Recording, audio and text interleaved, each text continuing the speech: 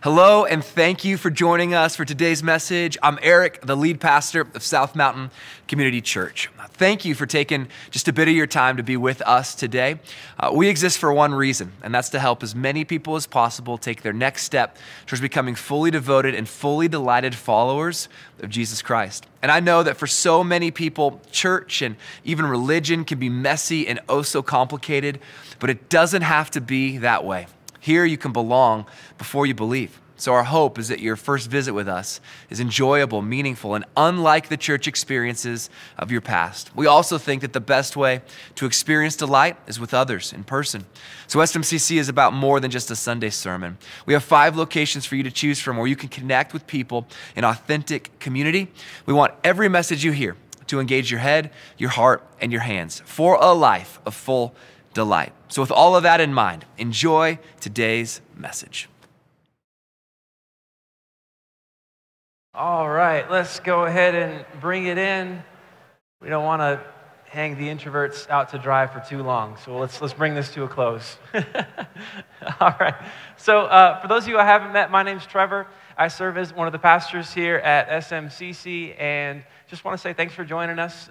Looking forward to the time together this morning. So today we're continuing our series called Hot Ones, where we are looking at some of the spiciest truths that Jesus ever delivered within his teaching. So last week, we opened up the series by looking at Jesus' words on family. And now today, we're continuing the series by looking at one specific claim that Jesus made that has plenty of heat on its own. And so what I want to do to start off is just kind of throw it up for all of us to see. So John 14:6 says this, or Jesus says this within John 14:6. He says, "I am the way and the truth and the life. No one comes to the Father except through me." Now, some spice is immediate, and you feel it from the moment you take the first bite. Some of that, sometimes it takes a minute to kind of creep up on you, right? And I think that's probably the more dangerous of the two. So this one, no matter how it's hitting you, I think the reason this statement is spicy, why it has some heat, is this. Because if Jesus is, with what he's saying is true, then every other path to God is false. If Jesus is right in his claim that he is the only way to the Father, then every other religion, every other spirituality, every other route to transcendence and meaning in God is actually false. That kind of a claim isn't something that culture today generally looks on kindly, right? That kind of claim is understood to be intolerant, to be mean, to be narrow-minded, and for all of those reasons, just plain wrong. But here's the tension. If what Jesus said is true, then it's actually not intolerant or mean, but loving. Because if what he's saying is true, then it turns out to be a particularly helpful truth for you and I to actually know and embrace and recognize if it is in fact true. And so the nature of the claim, the nature of his teaching, whether it's mean and intolerant or whether it's loving and helpful, has everything to do with whether or not it's true. And so that's why what I'd like to do over the next 25 minutes or so that we have together here is just explore that very question itself, the plausibility of Jesus' claim, whether or not he is in fact the only way to God. And I want to look at that by kind of moving in 2 different directions. First off, I want to look at the claim and the context around it, see why did Jesus say this, who did he say it to, what was kind of the motivation behind him saying it in the first place, and then after that, I want to work through a series of questions together that are designed to help us examine the plausibility of the claim that he has made right here. So that's where we're going together. So with that, let's go ahead and jump into the context. John chapter 13 is where it starts. John 13, verse 1. You should be able to track along on the screen. If you have a Bible, you're welcome to join, but it'll be right up there too. So John 13:1. It was just before the Passover festival. Jesus knew that the hour had come for him to leave this world and go to the Father. Having loved his own who were in the world, he loved them to the end, that being a reference to the disciples. So this right here kind of sets the scene for us. This tells us where Jesus is and who he's with when he makes this claim. And we see that he is having the Passover meal with his disciples, kind of that inner crowd of the 12 guys that he had with him through thick and thin throughout these 3 years. And this is something, the Passover meal, that the people of Israel celebrated every spring, a meal that they observed in remembrance of the time that God rescued Israel out of slavery in Egypt some 1,500 years prior. And so for that reason, we know that Jesus and his disciples likely had this meal together on several occasions already, and yet this time it is markedly different. Because in the midst of the meal, Jesus begins to say some things that, to put it lightly, would be troubling. First off, he says that one of the 12 disciples, is actually going to betray him. Not in the sense that they're going to make a rude joke or an inoffensive or offensive comment or something like that, but that they are literally going to betray him and jeopardize his life in doing so. And when he says that, all of the disciples are looking around the room like, is it that guy? Is it him? I hope it's not me. I'm pretty sure it's not me. And it kind of rattles them a little bit. But then Jesus continues speaking and says even more. John 13:33, he goes on to add this to the mess. He says, "My children, I will be with you only a little longer. You will look for me, and just as I told the Jews, so I tell you now, where I am going, you cannot come." He's saying that he's actually going to leave, and wherever it is that he's going to, they can't follow. They can't come with him. They won't be with him any longer. And he continues on saying, "A new command I give you, love one another as I have loved you, so you must love one another. By this everyone will know that you are my disciples, if you love one another." And yet if you continue with the conversation, you see that they're just like, what are you talking about? Someone's going to betray you. Your life's going to be in jeopardy. You're going somewhere where we can't come, right? This is a disorienting experience for them because they had bet their entire lives on Jesus, saying goodbye to vocations and networks and opportunities, throwing it all to the sides to follow him and to be with him. And now all of a sudden he's leaving and he's being betrayed by one of them, and it just doesn't make sense. And in the midst of the kind of emotional turmoil and confusion, Peter, the kind of brash student, he stands up and is like, "I'll follow you to the point of death. I don't know what's about to happen. I don't know what's coming our way, but I am with you." And in response, Jesus says to him, "By the time the rooster crows, by the time the sun rises in the morning, you will have denied that you even know me 3 separate times."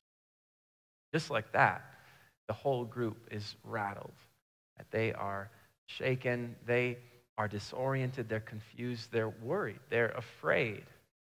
It's in the midst of that that Jesus speaks up once more, but this time his aim, comfort them. And this is what he says, John 14:1. He says, "Do not let your hearts be troubled. You believe in God. Believe also in me. My Father's house has many rooms. If that were not so, would I have told you that I am going there to prepare a place for you? And if I go and prepare a place for you, I will come back and take you to be with me, that you also may be where I am. You know the way to the place where I am going." At this point, Thomas, one of the disciples, speaks up and kind of says what everyone's thinking. He's like, "Lord, we don't know where you are going, so how can we know the way?" And Jesus answers, saying, "I am the way, the truth, and the life. No one comes to the Father except." And with that, we get a feel for the context and how the statement arises and why it arises. We see that Jesus isn't delivering this in order to be edgy in his teaching. He's not trying to get a rise out of the people that he's speaking to, but he's saying this in order to provide comfort and even care for people that he loves.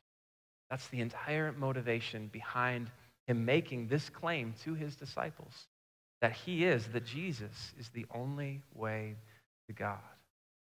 The entire motivation behind the claim is love.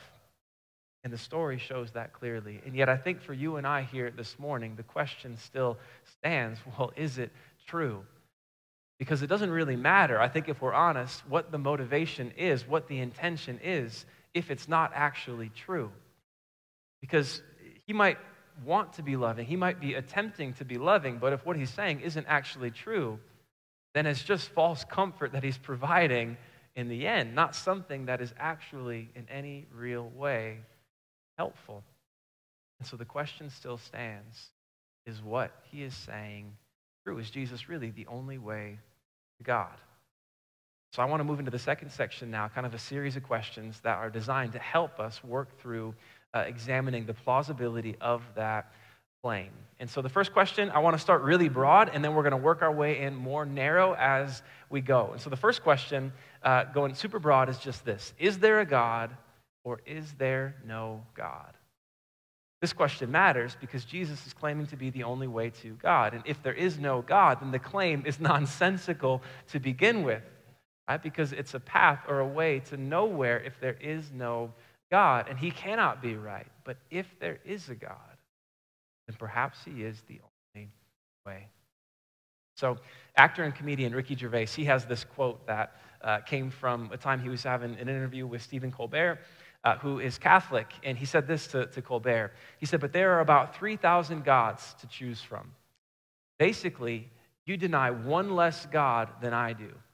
You don't believe in 2,999 gods, and I don't believe in just one more." I think it's a challenging way of actually framing the issue, because what Ricky is kind of getting at with this is the idea that what we believe about God, what kind of faith we have, and the nature of our faith, in a lot of ways, is determined by our upbringing, by our parents or whoever it was that raised us and what they taught us to believe about God and the culture that we were brought up in and what that taught us to believe about God, which also leads to the conclusion that if we just happen to be raised elsewhere, if we were born in another place to a different set of parents in another culture, then we would have been brought up to believe something completely different and would likely hold to entirely different ideas about God. And when you look at it like that, all of a sudden it makes any belief in God seem trivial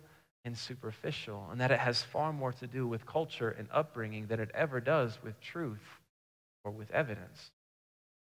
But before we throw in the towel on this, what I'd like to do is just take a minute and examine whether or not there actually is some evidence that leads to a plausible belief in God. And so again, slightly different angle on this, but I want to start with this idea that the universe had a beginning. Might seem distant and unrelated, but we're going to work our way to it. We'll thread these together. So the universe had a beginning, and we can know this for a reason, right? That space, time, and matter all had a beginning. And the reason we can know this is because the universe is expanding, has been expanding, and will continue to expand. And as it does, the heat that it contains continues to spread and actually lessen to the point that it will one day get to, thankfully, no time soon, but one day it'll get to the point that it has spread so far and the heat has been dispersed so thinly that the universe will actually become unable to support life because it will have become too cold.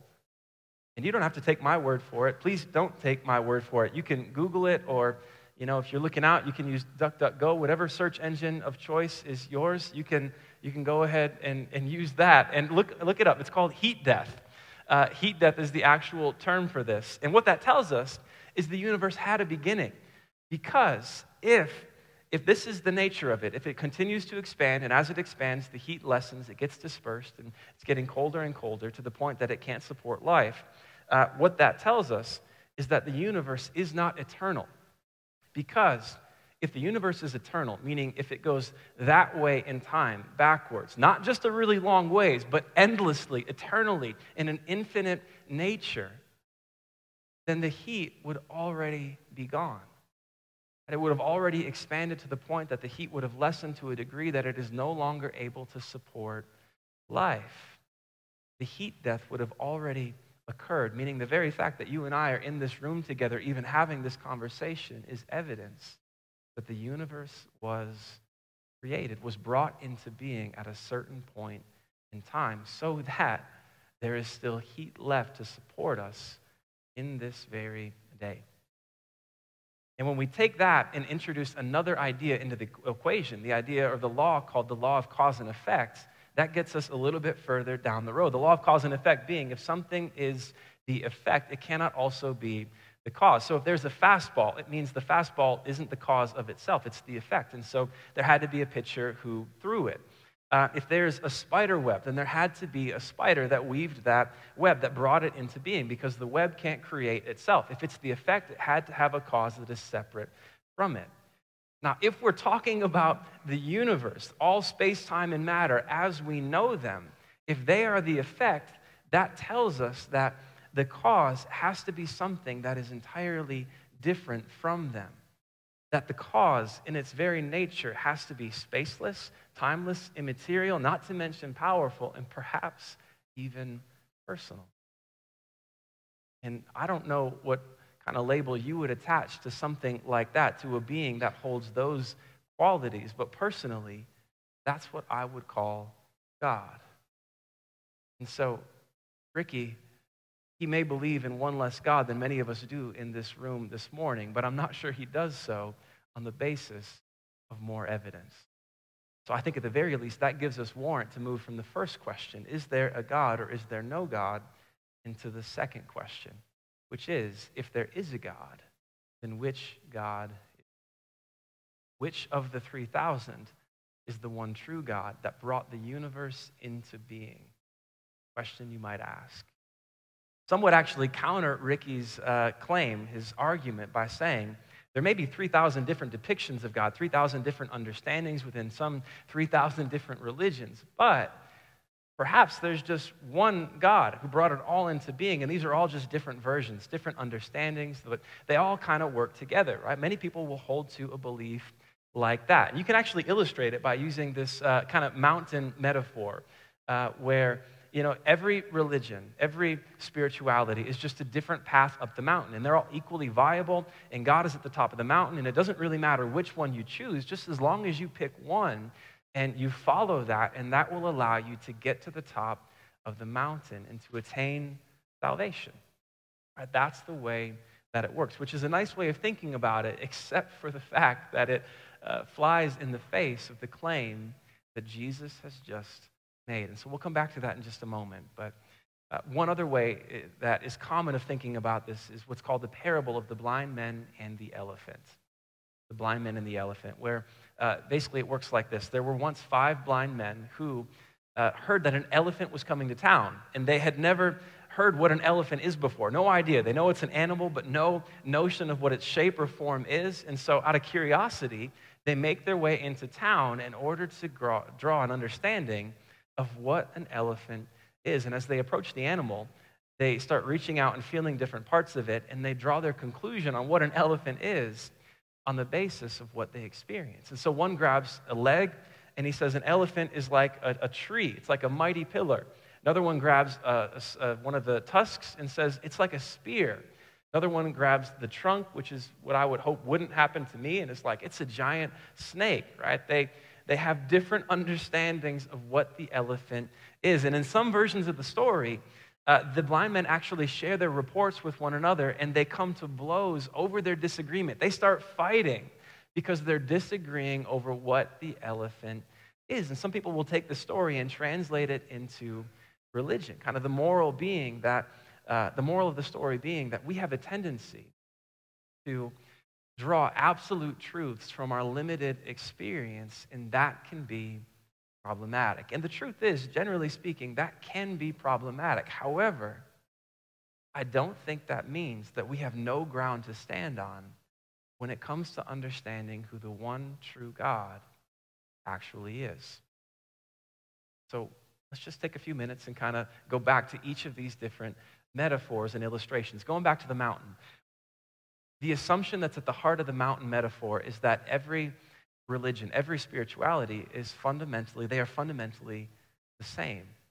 But they are far more similar than they are dissimilar. And that assumption is what actually undermines the mountain itself. Because if you start putting religion side by side and examining what depiction, what understanding they give about who God is and what God's nature is, you find vastly different conceptions of God, from polytheism to monotheism to tritheism, right? All kinds of different understandings and even descriptions of the nature of God and the goodness of God. Vastly different understandings of the God who is at the top of the mountain, not to mention what the salvation is that awaits at the top of the mountain. Right? That too is vastly different, to the point that it almost becomes nonsensical to say that these are paths up the same mountain, because their understandings of God and salvation are so vastly different. But I will concede but there is one point at which they are similar. So once you kind of walk out after the morning together, one of the things you'll see in our lobby is a nice view of Lone Peak, right? The beautiful mountain right on out there. Anybody hike Lone Peak before? Anybody? Nice. Yeah, okay, we got a few. Good stuff. I have not hiked it. I tried to hike Timpanogos a few weeks ago, and I didn't get there. So I chose life. I chose life for myself. But what it taught me is that hiking a mountain is dangerous and difficult, right? It's not an easy thing. I hear Lone Peak, especially at the top, it gets super steep right before the very top of it. And that metaphor, that understanding actually fits the understanding, the one point at which almost every religion agrees. And it's that to get to the top of the mountain, what you have to do is work. You have to perform. You have to earn it. You have to be good enough. You have to be worthy. You've got to check the right boxes. You have to keep the right rules. And it's only by doing that, only by performing your way into worthiness, that you can make it to the top of the mountain. That is actually one of the primary ways that Christianity, that Jesus, that the gospel differs from every other religion. Because what Jesus says, you could never make it to the top of the mountain. You could never be good enough. You could never be worthy enough. You can never check the boxes and keep the rules well enough. You can never make it to the top of the mountain. And so what God did instead is he came down, the person of Jesus, to live the perfect life that you and I never could, to die on the cross in our place, and to rise from the grave, to invite us in the relationship with God that we want. There was no way, but Jesus came the way. Very claim that he's. So that's the mountain. And I think there's something worth saying as well when we go back to the blind men and the elephant. There's also one significant point that this story falls short in giving us an adequate understanding of our situation. And it has to do with the comparison between God and an elephant. If there's going to be a weak point in the story, clearly that is it. But when you break it down, one of the things you see is that the elephant has no role within the story, just completely passive, because it's an elephant. On the one hand, what they're doing actually does seem dangerous in some ways, to just kind of walk up to an elephant. But when you break down the story, I think what you see is that an elephant can't talk. God can. An elephant doesn't understand whether or not they understand what it is. God does. And an elephant does not care whether or not you are in relationship or want to be in relationship or want to know how to be in relationship with it. But perhaps God does. And if he does, if he is the one who brought all things into being, I don't think it would be all that difficult for him to make it clear to us, to make it known to us, to provide evidence as to who he is, what he is like, and what it looks like to enter into relationship with. And if we revisit Jesus' claim, actually exactly what he's clarifying, that he is the way, and there is no other. Which takes us to our third and final question for this morning. Has Jesus revealed God? He makes the claim that he has, that as the second person of the Trinity, he has revealed the triune God who created all things, who brought all things into existence. But the question is, has he in fact done this? Maybe there's a skeptic in the room or a few skeptics in the room who are saying, well, hold on a minute. How do we even know Jesus is real? How do we even know that we have sources that we can actually legitimately look to answer this question? And one of the things I'll say is that even if we remove the Bible from the equation, if we just take it out altogether, there's still so many things we can know about Jesus from sources that are not biblical, that aren't even Christian. We can know that Jesus was a real person, a Jewish man who lived in the first century under Roman rule, who died on a Roman cross, and afterwards that there were people who dedicated their lives to spreading the message that he had risen from the grave. even to the point of their own deaths themselves. All of that we can know without even taking the Bible into consideration. So absolutely, we have a way to look into this and to consider whether or not Jesus has actually revealed God. And one of the interesting things is when you take the Bible into consideration, in particular the four Gospels, Matthew, Mark, and John, which were written by eyewitnesses, people who knew Jesus and claimed to have interacted with him after his death, and then Luke, which was written on the testimony of eyewitnesses.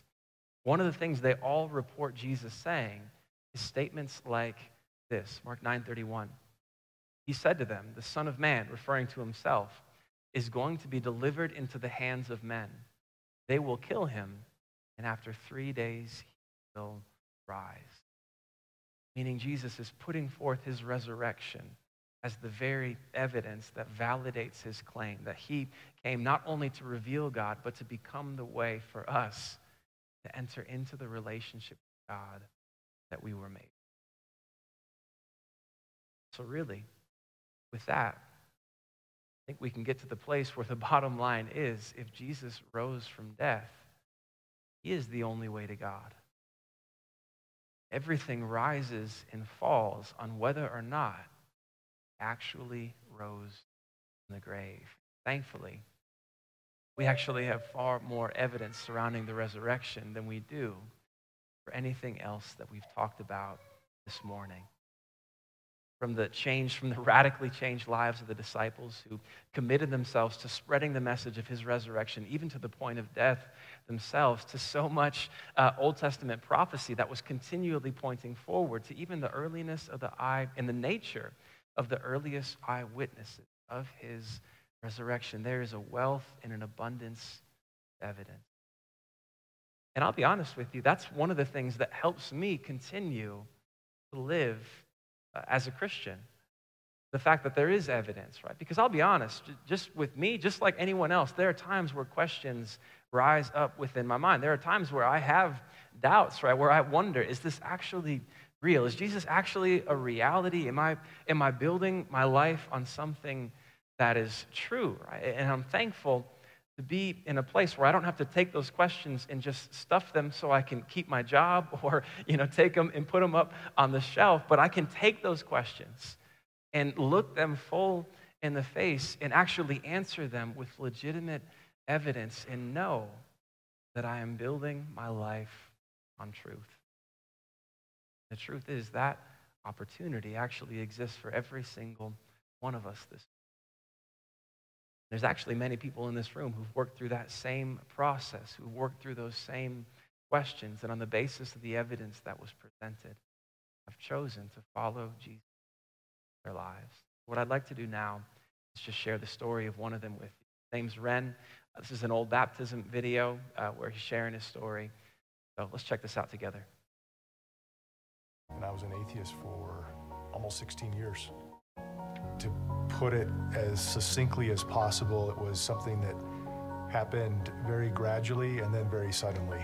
So looking back, in retrospect, I can say that I can see that God was teaching me a lot of things even when I didn't believe in him. And then all of a sudden, almost in a single day, it got to a point where I realized that I couldn't explain anything without the spiritual reality. And I knew almost in an instant that God existed, he was real, and it changed my life from that moment on. Well, the interesting thing is that I was pretty well versed in science and had spent years and years studying science and loved philosophy. Studied a lot of philosophy in college, and it was one of those things that was my passion. But what really opened my eyes was I realized that good and evil are real. And there were all of these evidences, yes, when it came to how to explain the universe, how to explain existence, but it was really discovering that good and evil are real. And that was sheer grace, because God gave me new eyes and a new heart and a new mind. And That could never have happened without him. I'm getting baptized as an expression of gratitude and as a symbol of an entirely new life. That's my reason. Thank you so much for joining us for today's message and trusting us with your time. If you'd like to connect with one of our pastors or staff, you can easily do that by visiting smccutah.org/connect. When you fill out that quick form, they will get back to you within a few days and be able to connect with you. As well, if you'd like to know more about taking a next step at SMCC, you can easily look at what next steps we have by visiting smccutah.org/nextsteps. And lastly, if you found today's message both hopeful and helpful, I would encourage you to do maybe one of two things. First, you can share this message with someone that would find it helpful. And you can also choose to partner with us financially so that more people can see messages like this. You can find more information on what that looks like by visiting smccutah.org/give. Again, thank you for joining us today, and I hope to see you at one of our locations soon.